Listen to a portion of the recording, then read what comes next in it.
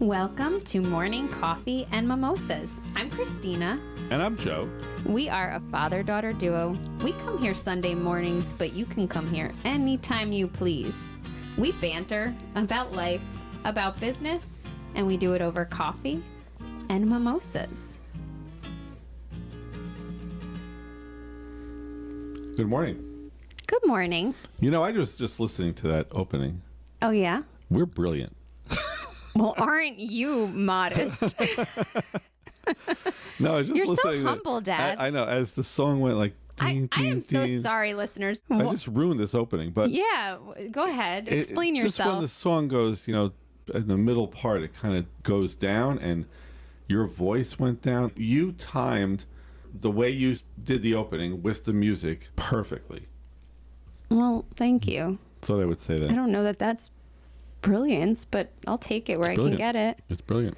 When you think you're like a celebrity now? You have a podcast for 15 episodes and... No, you're the talent. I'm just the, I press the I don't know, buttons. Dad. I press the buttons. That's all I do. I don't know, Dad. What do they say? As you get older, you start having to teach your parents things they taught you when you were young. It's tough raising parents in this day and I'm age. going to have to give you a little lesson on humility, Dad. It really was brilliant. I mean, what is brilliant is the fact that you played our little ditty. It's brilliant. All right, brilliant. Funny story, actually. I remember growing up, sometimes the sink would break or the kitchen, something would happen. The toilet was not working properly. And my mom grew up in a household, like my grandfather fixed everything. There was nothing that got thrown away. And if it was thrown away, it was dead. And my father, for all of his wonderful qualities, was like, F this. He's like, this is garbage. We're buying a new one. And my mom used to challenge him, come on, it's going to cost $300 if the plumber comes here. You could probably fix it. So he would go on YouTube. He'd figure it out. And he would manage to get it done. But he'd be like, this is a waste of my brilliance. Well, I didn't say waste of my brilliance, waste of my time. Because, no, but you would say it, not because there was anything wrong with that kind of work, but because it took so much out of you to get oh my God, to horrible. like the amount of hours it took you. You're like, I had to spend my entire day learning and figuring this out in order to fix a sink. He's like, it would have been worth $300 to pay the expert to come and do it, because that's what they do well. Or I would screw it up and it would cost me $300 to fix it. No, and that was actually more often what happened. You spent your whole day and then you're like, I have to call someone anyway. Yeah, this is not the purpose of the podcast. No, but in there. The first, when Mom and I first got married and moved into our first house, and it had a dishwasher there and it was broken. So we bought a new dishwasher. Mm-hmm. And I will never forget, go to the store, pick out the dishwasher, and they said it was $50 to install it. And Mom says, $50? And then the stupid salesman, I want to track him down and beat him up. Oh my! No, you are very hostile today, Dad. And he we've got to channel this energy somewhere. Goes, well, you already have a dishwasher there, right? He said, yeah. Well, we can just take the old one away, and you can install it yourself. You could save the $50. Did Mom sign you up for that? Yeah, so she did. So. Yeah, they come in, they take the old dishwasher away, and here I am with the manual and the new dishwasher. Well, I can't figure anything out. Parts aren't fitting, nothing's fitting. So I literally went to the plumbing supply store with the manual, and I said, can you help me? It looks like... And the guy starts laughing, and I said, what? And he said, well, you need the installation kit. Let me guess, that cost $50? It was no lie. $74. I had to get the parts that go from my water to that, and then I don't have tube cutters. I'm not an installer. I had to buy a tube cutter. I worked all afternoon. I did the whole dishwasher. It leaked, and I had to call our neighbor across the street. Ken came over, and he worked for like 2 hours to fix what I put together. So then you owed favors to people. Correct, and it was like an entire weekend. And it cost me more money than it would have been, and the guys would have been done. So from that day forward, every appliance I paid for installation. Yes. Anyway. So not sure how we segue from that to our episode this week. But so this episode topic actually came up. I was talking to a really good friend of mine. Shout out to Ariel Vigilante, who hopefully we'll have on the podcast at some point soon. We were just chatting one night after work, and we were talking about the fact that, we were both like, oh, I'm so behind. We had so much to do. And we were talking about how do we get to the point where we feel caught up? And it spurred a topic here that actually we were both kind of like, that would be a good podcast one way to get caught topic. up is have the installers put the appliances in so you don't waste a weekend Give yourself doing an it. extra several hours by knowing what to delegate, right? Right. And don't be a sucker that takes everything Yes. on. But it got us thinking, and we were kind of like, wow, that'd be a good podcast episode. So thanks to Ariel here for bringing a eureka moment our way. If you listened to episode 14. 15. 15, no. 14. 15. You're right. Episode 15. Counting not our strong suit still. Uh-huh. Do you like how I looped hour in with that when I'm really just the one that can't count? Made an hour problem here. We're partners in this. But it got me thinking, right? Maybe the myth is that you can be caught up. So I thought today, Dad, that we could talk about what does that look like? Because, I mean, you've been at this a lot more years than I have, right? Not being caught up. But you've raised 3 wonderful kids, if I may Wonderful. say so myself, right? Had a family, even found some time for plumbing. So what has that looked like in your life? Maybe we could just talk about it. The best analogy? How old is a little kid when they start to walk? I mean, a child prodigy like myself at 1 or me at 14? No. no, I think between 1 and right, like so 18 months, right? You ever see a little kid when they start walking and they get very excited, but you see that their top of their body starts to lean forward and then their legs start to move a little bit faster because they're not quite there. And then the top of the body is leaning forward, and then they fall, right? Well, that was me at that angle, like probably feet moving faster. I'm leaning forward and I'm just trying not to fall. That's a good analogy though, right? I mean, I just think so often we're all kind of like that, right? Where we're just one step away from tipping over. Right. And, having a complete imbalance. Right. So just the legs trying to just keep me up. Yeah. But you do fall. Right. So the topic we want to talk about today is the myth is that there is a such thing as being completely caught up. And I think at different points in life, as you get older, it gets harder and harder because life becomes more and more complex. You start dealing with different problems.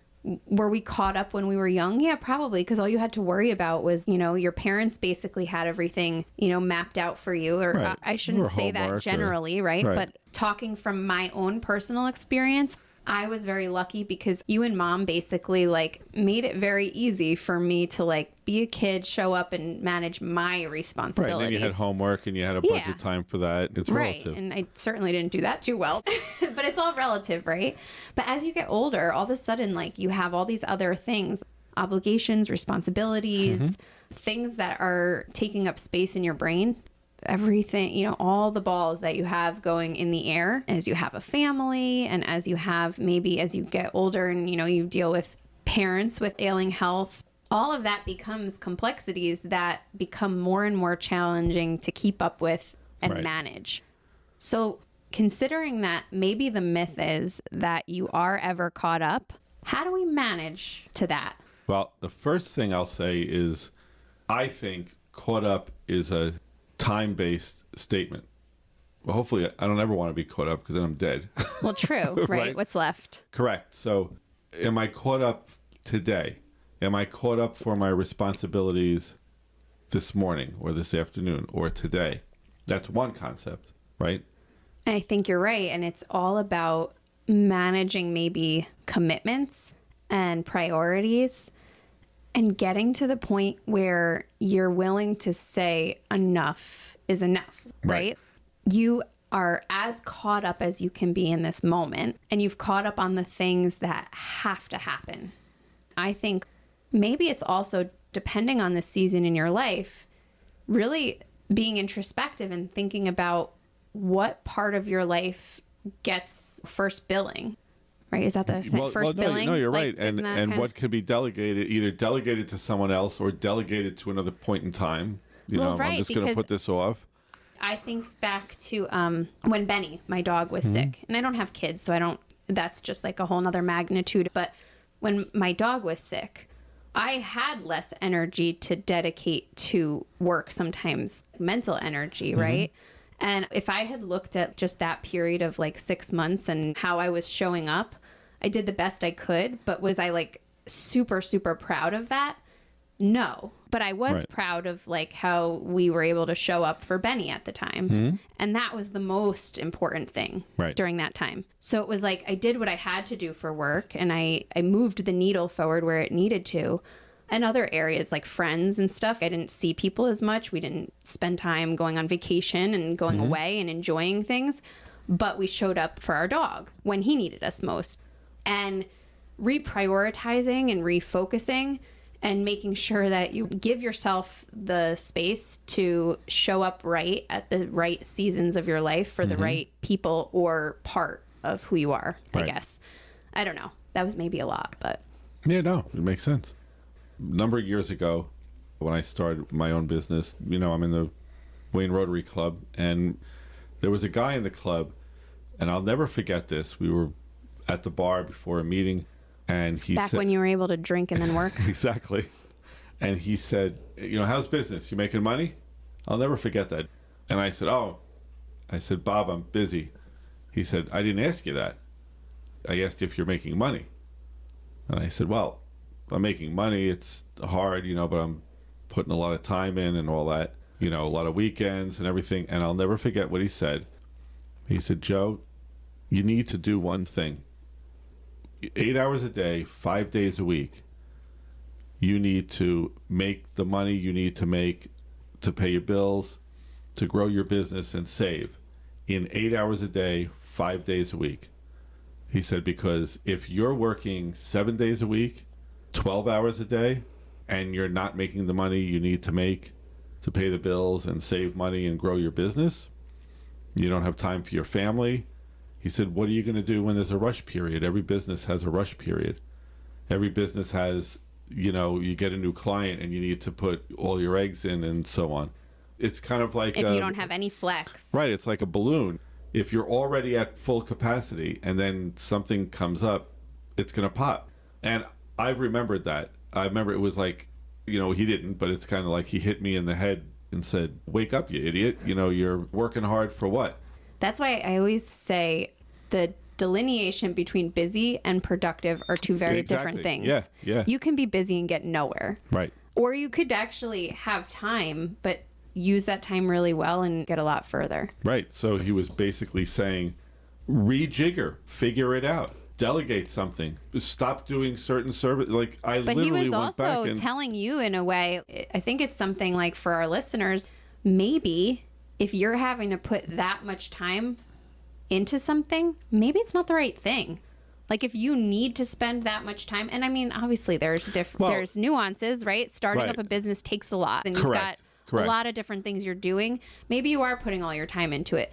But if you're feeling burnt out and you feel like you're spinning your wheels and you don't have any balance in your life, time with family, time for thought and all of that to make sure you're doing the right things and not just doing to be busy, then maybe you're not doing the right things. Right. And I remember it caused me to, I looked at my clients, which ones were paying me the least, and I had to do a lot of work. Maybe, you know, fire the client, get rid of one client that could have given me back 20 hours a week to go solicit new business. You know what I mean? Or am I not charging enough?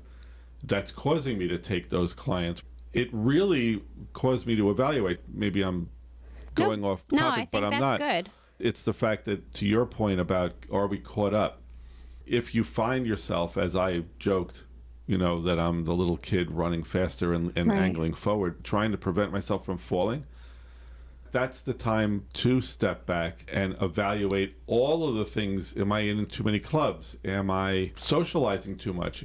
You know what I mean? Or am I being inefficient, and why? And because it all goes back to all the different areas that make up you as a person and figuring out where is the time imbalance and how do you give the limited time you have to the right things in your life at the right time.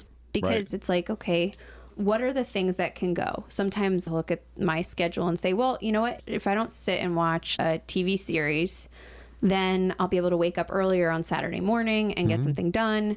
But that's also time that we enjoy. Like, Brad and I will sit down and watch something, and that's a fun Friday night. But that's an important thing. And that's an important to thing sit with your at husband different times, and spend alone time together. Yeah, yeah. So exactly.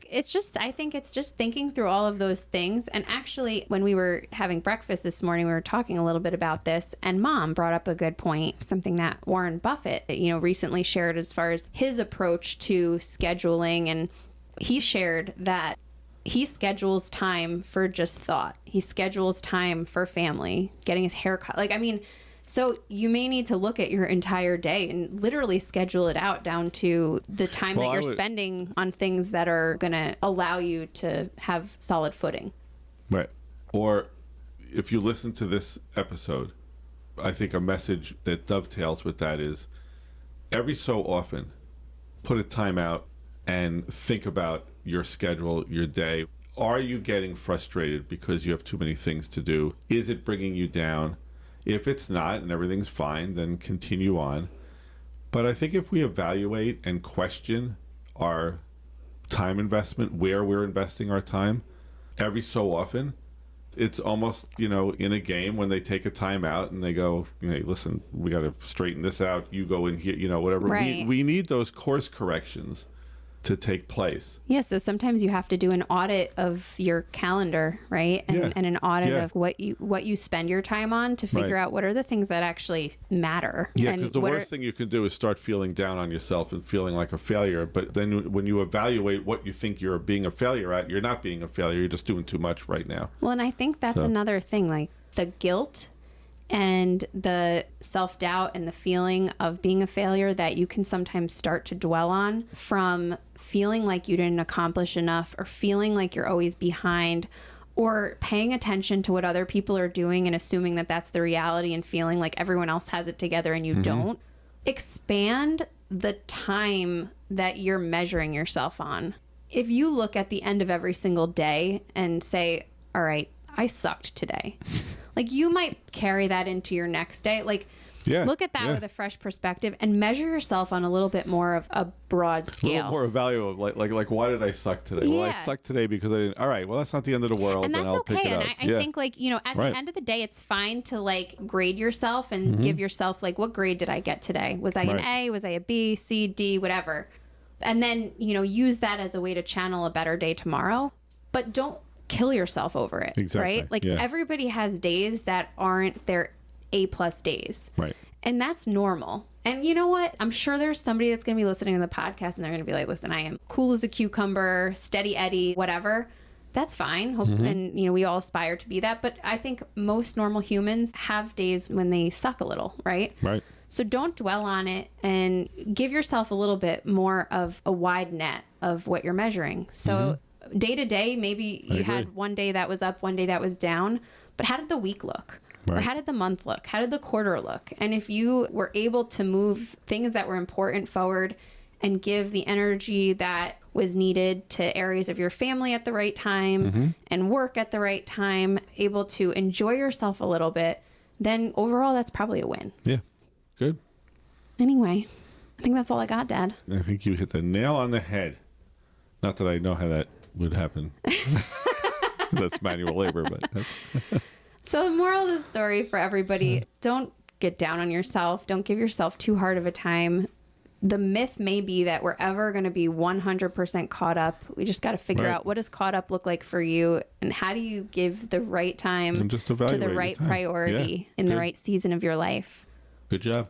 But Dad, drop everything when I call, because it should always be important. I always do. Thanks for listening, everybody. Wherever you are, whatever your story, thanks for spending time with us this morning. Now, go and make a difference in your world.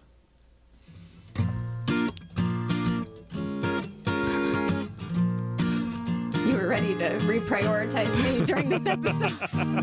You're like, and we are ending. She is done. Thanks for listening, everybody. If you liked what you heard, share with a friend.